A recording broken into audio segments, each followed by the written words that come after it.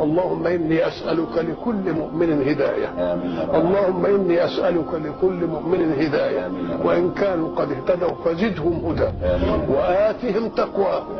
اللهم إني أسألك أن تقف في وجوه خصوم الإسلام وأعدائه وقفة تجبر عجزنا عن دفاعنا عنه.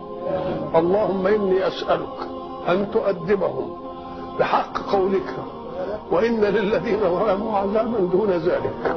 أسألك يا رب أن تؤدبهم بحق قولك ولنذيقنهم من العذاب الأدنى دون العذاب الأكبر.